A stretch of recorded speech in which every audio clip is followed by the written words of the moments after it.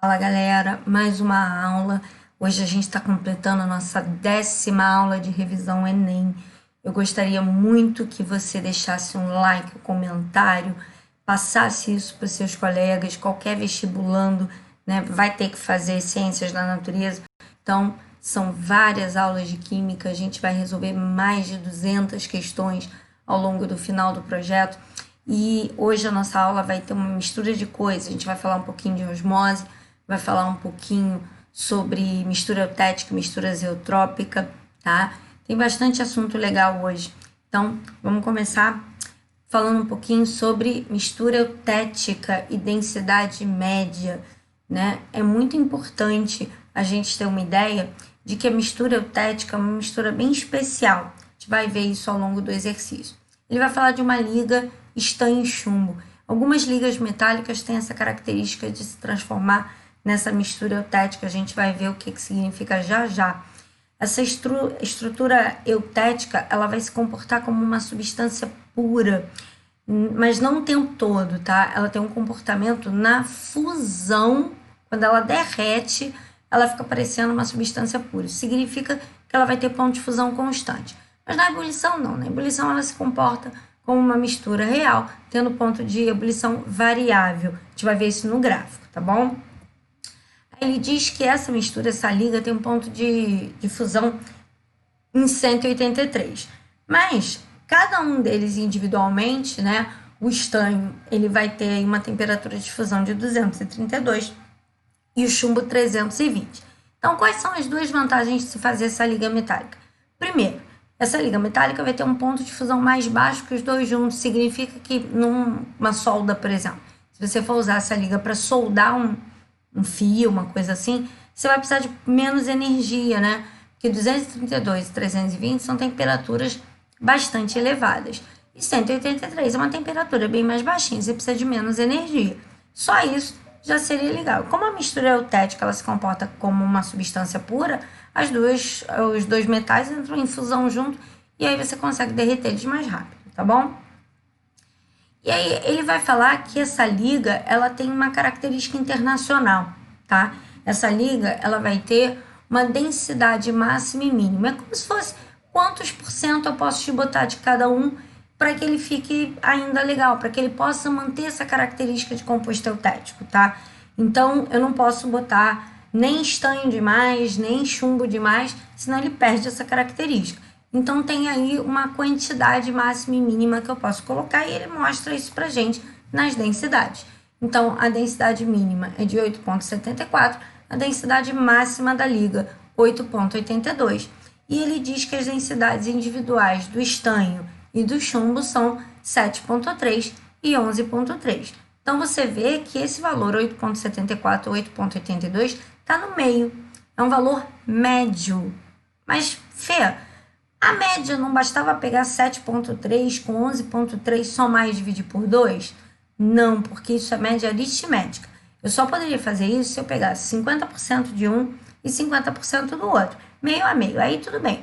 Peguei 10 gramas de um, 10 gramas de outro e misturei, beleza, a densidade seria a média das duas, a média aritmética das duas. Mas a gente vai ver numa tabelinha que ele vai colocar percentuais diferentes. Bom, mas antes da gente ver na tabelinha esses percentuais, vamos ver no gráfico a diferença entre uma substância pura e uma mistura eutética e uma mistura azeotrópica. Numa substância pura, o meu gráfico, como você pode observar aqui, ó, ele tem ponto de fusão e ponto de ebulição constantes. Isso é a principal característica para identificar que uma substância pura, que não tem uma mistura. Ela tem os dois pontos, a fusão e a ebulição são constantes. Não só, os dois, ok? Isso vai identificar que a substância é uma substância pura. Quando tem uma mistura azeotrópica, a gente observa que a fusão não é constante e a ebulição é constante. Quem é que tem no nosso dia a dia uma característica de uma mistura azeotrópica? Água e álcool. Quando eu tenho uma mistura 96% álcool, 4% água, 96,4%, essa mistura é azeotrópica. Significa que os dois, água e álcool, vão entrar em ebulição juntos, como se fosse uma única substância. E, como eu falei, a mistura eutética ela tem, ao contrário, a fusão constante e a ebulição é variável, beleza? Então, fica atento para isso. Na substância pura, ponto de fusão e ebulição são constantes.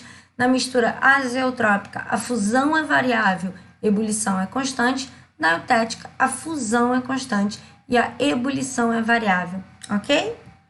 E tá aqui os valores que eu falei para você, né? Ele dá variações de percentual. Se ele me dá percentuais diferentes, eu não posso simplesmente somar as duas densidades e dividir por 2. Eu tenho que fazer a média ponderada. Então, vou pegar a densidade do estanho, multiplicar pelo percentual de estanho. Vou pegar percentual de chumbo, multiplicar pela densidade do chumbo, vou somar tudo e vou dividir pelas somas dos percentuais, que é 100%. Então, tá aqui, amostra 1. Ó, percentual vezes a densidade do chumbo. Percentual vezes a densidade... Não, aqui é do estanho, aqui é do chumbo, perdão. Então, esse primeiro é do estanho, segundo do chumbo, somo tudo e divido por 100. E aí, 8,9 não está dentro da minha faixa. Na amostra 2, já está aqui marcadinho de cor diferente, né? Peguei, de novo, percentual do estanho, multipliquei pelo valor da densidade do estanho. Percentual de chumbo, densidade do chumbo, somei tudo, dividi por 100 e esse valor está dentro do meu limite, 8,82. Atende a norma internacional. A amostra 3, fazendo a mesma coisa, está fora da norma internacional. A amostra 4 está dentro e a amostra 5 está fora. E com isso a gente chega na resposta. Então, basta fazer a densidade média. Vou repetir. Pega o valor da densidade, multiplica pelo percentual. Pega o valor da outra densidade, multiplica pelo percentual dela, soma tudo, divide por 100. E com isso a gente tem a média ponderada, que leva em consideração quem foi em maior quantidade, quem foi em menor quantidade na mistura, ok? Próxima questão tem a ver com osmose. A gente falou de osmose numa aula anterior. Quem quiser dar uma olhadinha, tá? Tem aulas anteriores a essa falando de osmose. Mas aí, essa daqui a gente, né, para não ficar a aula muito extensa, acabei jogando numa aula que misturou um monte de coisa. Então, a gente tem aqui, ó, óxido de cálcio, a cal.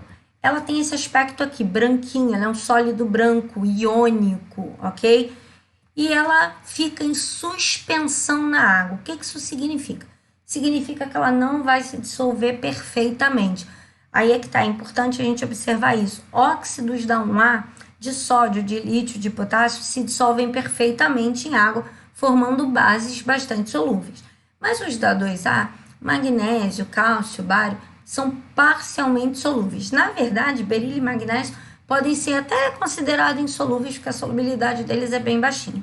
Do cálcio em diante, ele já começa a se tornar razoavelmente solúveis, ok? Mas não perfeitamente solúveis. Então, ele fica com esse aspecto leitoso. Ele é, inclusive, considerado, né, dessa forma que ele está aqui, ó, tá vendo?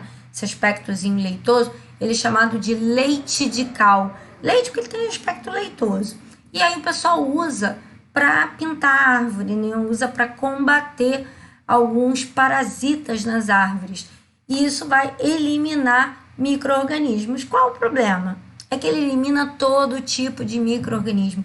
Ele elimina micro-organismo bom, micro-organismo ruim, vai eliminar todo tipo de micro-organismo, tá bom? E aí as árvores ficam todas pintadinhas assim de branco. Bom, ele quer saber a destruição desse microambiente está ligada a quê?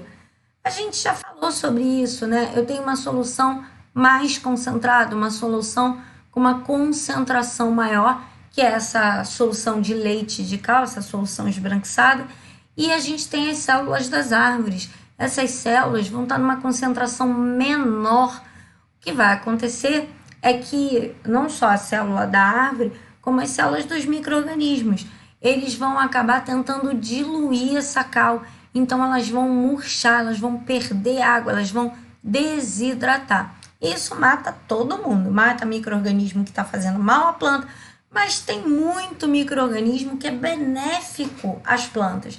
Então, tem alguns estados que estão proibindo a pintura das árvores. Tem alguns lugares que não deixam mais essa pintura acontecer. Tudo bem, fica bonitinho? Fica. Mas a gente tem que pensar no bem-estar das nossas plantinhas, né? Então, não devemos pintar essas árvores mais não, tá? Isso era uma coisa que se fazia antigamente, mas já está meio ultrapassado. Então, como eu falei, né, a gente tem aí o processo osmótico, a gente já tinha falado disso numa aula anterior, beleza? Aí, só de curiosidade, eu botei as reações que estão envolvidas no processo. Então, a primeira reação, o óxido de cálcio colocado em água, ele reage com a água, ele é um óxido de caráter básico e forma o hidróxido de cálcio, que é uma base chamada, como eu falei, de leite de cal, que ele tem aquele aspecto leitoso. E com o passar do tempo, depois que você pinta, esse hidróxido, que é uma base, ele fica exposto ao ambiente e ele fica exposto ao CO2 do ambiente. Aqui no ambiente, né, a gente expira, sai CO2 na nossa expiração e ele fica em contato. Como o CO2 é um óxido de caráter ácido, ele acaba reagindo com essa base e formando o carbonato de cálcio. Eu aqui nem coloquei, tem água aqui também, mas o que me interessou aqui era a formação do carbonato de cálcio. Eu não botei a água, não balanceei a equação não, tá? Só para mostrar que vai haver formação do carbonato de cálcio, que é aquela casquinha branca que você até descasca, assim, você solta, tá? Eu não botei a água aqui, só tô comentando, só botei formação do carbonato de cálcio, beleza? Bom, uma outra questão que ela é meio química, meio física, né? Ela é uma questão mais interdisciplinar, até porque química estuda processos endo e exotérmicos, liberação de calor, e aí a gente discute aumento de temperatura também. Então, primeira coisa que a gente tem que saber é que calor e temperatura são coisas diferentes, né? Calor é uma energia em trânsito. Calor vai sempre de um corpo com maior quantidade dessa energia para um corpo de menor quantidade dessa energia. E temperatura tem a ver com o grau de agitação das moléculas. Claro que a tendência é que quanto maior o calor, maior a temperatura. Quanto mais energia eu dou, mais as moléculas ficam agitadas. Então, isso acaba tendo alguma interação, beleza? Então, ele vai falar de calor e temperatura e que, na prática, as pessoas se embolam muito, né? Elas acabam se enrolando. Um detalhe é que o calor, a gente, por exemplo, consegue medir encostando a mão, não quantidade de calor, mas se o corpo está com mais calor ou menos calor que a gente vai sentir. Quando eu encosto a minha mão em algum objeto, se eu estou sentindo que o objeto está quente, é porque ele está doando calor para a minha mão. Então, aquele objeto está liberando, está fazendo um processo exotérmico e a minha mão está recebendo calor. A minha mão está fazendo um processo endotérmico, beleza? Se eu encosto a minha mão no metal, por exemplo, eu vou perceber que esse metal está com a sensação de gelado. Não é porque ele está com a temperatura baixa necessariamente, mas ele é bom condutor de calor. Então, é possível que a minha mão esteja doando calor para esse metal. E por isso, eu vou perder calor. Então, se a minha mão está doando calor para esse metal, esse processo é um processo exotérmico. E o metal recebendo calor da minha mão é um processo endotérmico. Mas você vê que em momento nenhum eu precisei usar termômetro para isso. Temperatura não tem jeito. Temperatura eu só consigo medir usando um termômetro. Sem termômetro, eu só consigo ver se o corpo está mais quente ou menos quente. Nem frio a gente deveria usar. A palavra frio é mais uma sensação humana ou animal, enfim. É mais uma coisa de sensação, né? Quantidade de calor pode ser medida, temperatura pode ser medida, mas o frio em si é uma sensação. Então, a gente vai dizer que está com mais calor ou menos calor, beleza? Aqui eu tenho, por exemplo, uma condução de calor, né? E à medida que eu estou dando calor, e aqui é energia, eu estou dando calor, as moléculas que estão recebendo esse calor, elas começam a ficar muito agitadas e a temperatura sobe.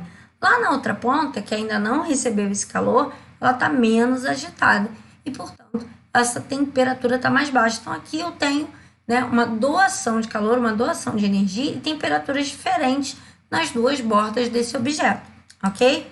Então, a nossa fonte de calor é a nossa fonte de energia, ok? E essa fonte de energia, esse calor, ele vai sendo conduzido, né?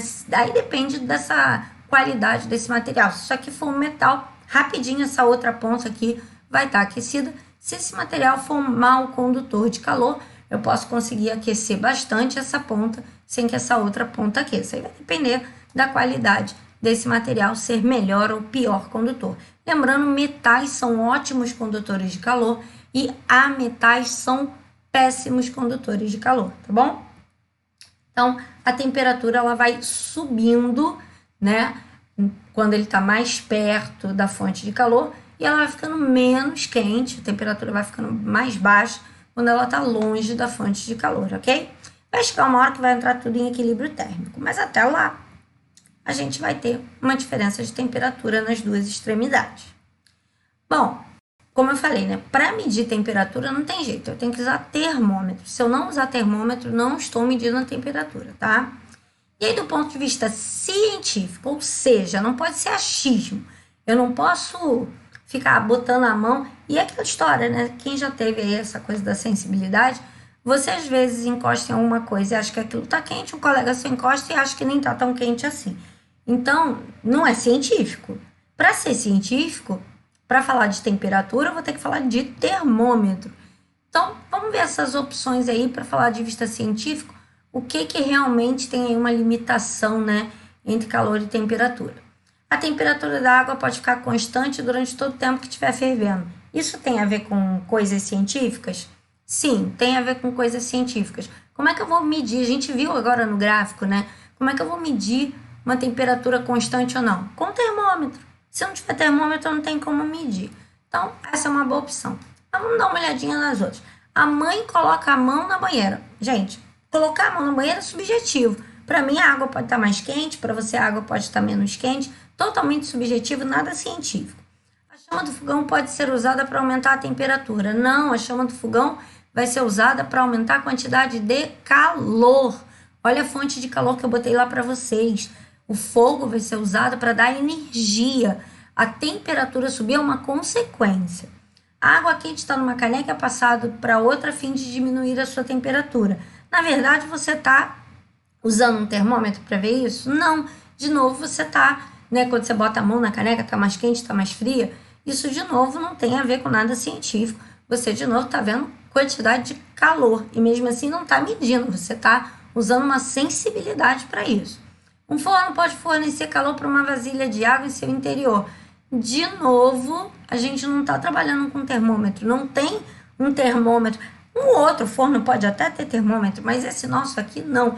Ele está fornecendo calor muito semelhante a esse da chama do fogão aqui. Então, essa daqui e essa daqui, de uma certa forma, se parecem, tá? Então, beleza, galera. E indo aí para energia limpa, energia renovável, falar um pouquinho aí, já que a gente está falando de calor, vamos falar um pouquinho de energia geotérmica, né? Ele aqui vai falar sobre como a energia pode vir. Ele fala de magma, ele fala de uma rocha permeável, e ele fala que esse magma vai para perto da superfície, né? E depois ele vai falar de outras coisas, ele fala de água subterrânea escapando, a água aquecida gerando vapor, e ao escavar a gente pode atingir certas temperaturas elevadas, enfim. Mas o que me interessa aqui? Magma e rocha permeável. Essas duas coisas aqui que a gente tem que levar em consideração. Então, ele fala a fonte de energia e o mais importante, representado na figura. Isso aqui é super importante. Isso, nos Enems mais atuais, então, isso é, assim, super importante. Hoje, todas as figuras que você vê lá na questão do Enem, todas elas, tá? Ela vai trazer para você uma informação importante. Então, observa, ele está falando de uma fonte de energia na figura, viu que a gente viu lá o magma, rocha permeável, beleza? Então, se não tiver na figura, não vai valer. E ele fala considerada energia limpa e sustentável. Então, pô, a gente falou do magma, mas olha só, limpa. Erupção vulcânica não é limpa, né? Erupção vulcânica gera um monte de sujeira. Quando o vulcão explode, sai fumaça preta para tudo que é lado, libera grande quantidade de enxofre, então vai gerar chuva ácida. Então, limpa, erupção do vulcão não tem nada. Queima do carvão e combustível fóssil. Queima do carvão não está na imagem, não é limpa, todo errado. Detritos e cinzas vulcânicas. Tá, tem a ver com magma, mas ele está falando de limpa, cinza vulcânica não é limpa. E aí a gente fica com duas opções que eu deixei. Por que eu deixei essas duas? Porque uma delas é um distrator. O que é um distrator? É um item, né, uma opção que a gente coloca para o aluno, se ele não leu a pergunta com atenção, ele vai se distrair com ela e vai marcar. E essa, pelo sol que aquece as águas com radiação ultravioleta, é o meu distrator. Sabe por quê? Porque eu posso falar de energia solar e muita gente já vai associar energia limpa com energia solar. A energia solar é limpa. Ok, a energia solar é super limpa. Mas ela não tá na figura. E eu preciso ter uma representação na figura. Então, distrator, não vai usar a letra C. Mas ele fala do magma, ele fala desse aquecimento através do magma. Então, ele está falando de energia geotérmica. Fica atento para os distratores. Nem toda questão tem distrator não, tá? Mas algumas tem e podem te pegar pelo pé. E essa aqui era um distrator bonito, que ele fala de energia limpa, você vai logo pensar em energia solar, que é super limpa, mas não estava na figura, tá bom? Então, galera, por hoje é só. A gente fica por aqui. Aguardo vocês nas próximas semanas.